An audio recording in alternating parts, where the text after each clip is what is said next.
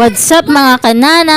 Yan, bungad pa lang, braso agad. Ginampansinin yung braso ko at ang laki na talaga niyan. Hindi ko na mapipigilan ng paglaki. At ayan nga, bagong gising nga ang modern nyo at may paunat-unat pa. At dahil si Papa Al nga ay aalis na, kaya ayan, bumangon na ang modern nyo. 4:30 pa lang, igising na si Papa Al kasi maaga nga ang alis niya. Gigising na rin naman ako pag bumabangon si Papa Al. Pero saka lang talaga ako nabangon pag si Papa Al ipaalis na. Kita nyo naman ang aking tupiin, itambak pa at hindi pa natutupi. Kaya mamaya, ninja moves na naman ang modern nyo. Yan o, kita nyo naman ang mga kalat. Yan ang reality sa ating mga nanay. Umaga pa lang, ganyan nakakalat. Yung pinagplansyahan ko nga kagabi, hindi ko na naligpit at gusto ko na magpahinga kagabi. Pagkaalis nga ni Papa Al, ayan, magluluto na ako. Unahin ko muna ang pagluluto. Mamaya ko na ililigpit yung mga kalat pag nakaalis na ang mga estudyante ko para mabilis ang paglilinis. Imbutido nga pala ang lulutuin ko ngayong almusal namin. Yan nga ay binaba ko na sa freezer kagabi para pagkagising sa umaga hindi na siya matigas at na-defrost na. Kagising ko talaga sa umaga, inuuna ko ang pagluluto kasi maya-maya gigising na rin si Ate Joycel at si Kuya Jeyo. Kasi yung mga kalat naman pwede pa namang gagawin yan mamaya, pero ang pagluluto ko ng pagkain nila hindi pwedeng imamaya at mamaya kakain na din sila. Naalala ko nga wala na palang gata si Kuya Jeyo sa lagayan niya, kaya ipagre-refill ko muna siya habang nagpapainit ako ng kawali. Dahil pagkakain si Kuya Jeyo, nagpapatimpla talaga yan ng choco-milk. Double time ang modern nyo. Umaga pa lang, ibisi-bisihan na. Yan na talaga ang routine ko tuwing umaga, Monday to Friday. Kahit nakakapagod, masaya naman tayo sa ginagawa natin kasi lahat ng ginagawa natin para sa mga anak natin. Diba, mga modra? 3 imbutido nga ang niluto ko kasi magbabaon si Ate Joycel. Papabaunan ko na kasi siya para hindi na ako maghahatid sa tanghali. At super dami nga ng gawain ko dito sa bahay. Tapos pag uwi ni Papa Al mamaya, may pupuntahan siya, may lakad pa siya. Kaya para less hassle na, pababaunan ko na lang sa Ate Joycel ng pangtanghalian niya para hindi na ako maghahatid. After ko nga magluto ng imbutido, ay magluluto naman ako ng itlog. Hindi kasi pwedeng isa lang ang ulam namin. At si Papa Al pagka uwi, nag-aalmusal. Kulang talaga sa amin ng isang ulam lang. Kaya yung itlog, hindi talaga yan nawawala sa almusal. Kaya pag bumibili talaga kami ng itlog, isang tray na at ini-stock ko na lang sa ref. Kahit araw-araw kasi iulam ang itlog, hindi nakakasawa. Mas okay pa nga iulam ang itlog kaysa sa frozen, diba? Itlog is life talaga kami, lalo na si Kuya Jeyo, paboritong paborito yan. Nakakadalawang tray nga kami ng itlog sa isang buwan, mga modra. Pati nga itlog, nagmahal na. Hirap na talaga mag-budget ngayon, lalo na pag wala ka namang iba-budget.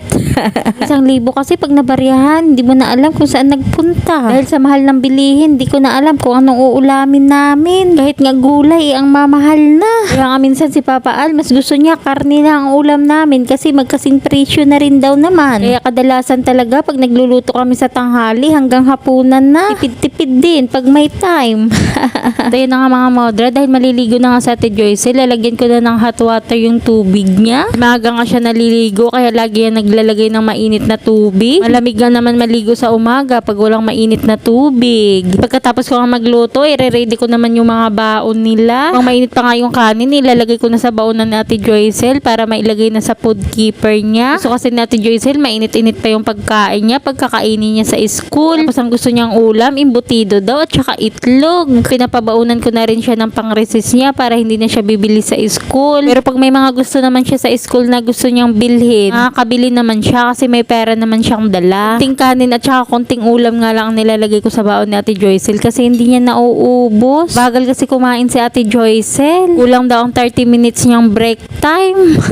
Kaya pag hindi niya nauubos yung pagkain niya, tinatanong ko siya kung bakit hindi niya nauubos. Sagot niya sa akin, dumating na daw kasi yung teacher nila kaya hindi na daw niya nakain. Mga pinapabaon ko naman sa kanilang dalawa, tinatanong ko sila kung gusto nila. Gusto ko kasi na sila ang nagde-decide ng babaunin nila para alam ko na gusto nila yon. Para maubos din nila yung baon nila dahil gusto nila yon. Kaya sinasabi ko sa kanila, pag ayaw nyo, sabihin nyo sa akin. Para hindi yan ang ipapadala ko sa inyo. Pero in fairness naman si Kuya Jeyo, lahat namang pinapadala ko sa kanya na baon niya, nauubos niya. Simot lagi iyan. Napasok kasi si Kuya Jeyo sa school, laging puno yung baonan niya. Siya naman ang nagre-request ng mga binabaon niya. Kaya tuwing pag-uwi niya dito sa bahay, lagi niyang binibida sa akin, naubos na daw niyang pagkain niya. Kaya sabi ko sa kanya, very good kasi lagi niyang nauubos yung pagkain niya. At ayan Ayan nga, chine-check nga niya yung baon niya kung kaya ba niyang ubusin sa school. Pag super dami naman yung napalagay ko, sinasabi niya sa akin na hindi na daw niya kayang ubusin kaya pinapabawasan niya. Kaya na nga mga modra, dahil tapos na nga silang kumain at naka-ready na si Ate Joycel, kaya si Ate Joycel ang hihatid ko na sa school. Pag tinatamad talaga ako magbihis ng damit ko ay nagja-jacket na lang ako. Saglit ko lang naman kasi ihatid si Ate Joycel sa school niya. Pag nagre-ready nga ako ay kinakausap ko si Kuya Jeyo na wag lumabas ng bahay at baka umiyak si Alexia dahil tulog pa nga.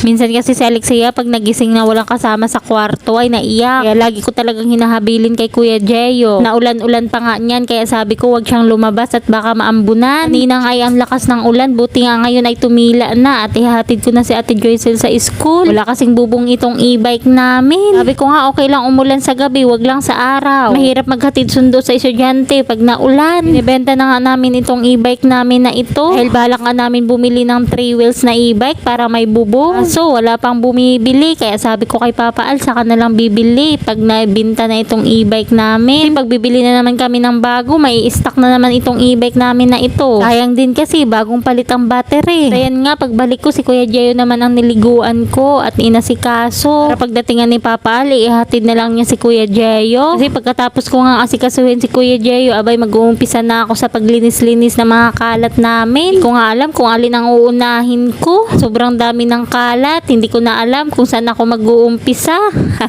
Habang binibihisan ko nga si Kuya Jeyo, abay dumating na rin si Papa Al. Kaya sabi ko nga ihatid na niya. Pero ang ending, ako din pala ang naghatid.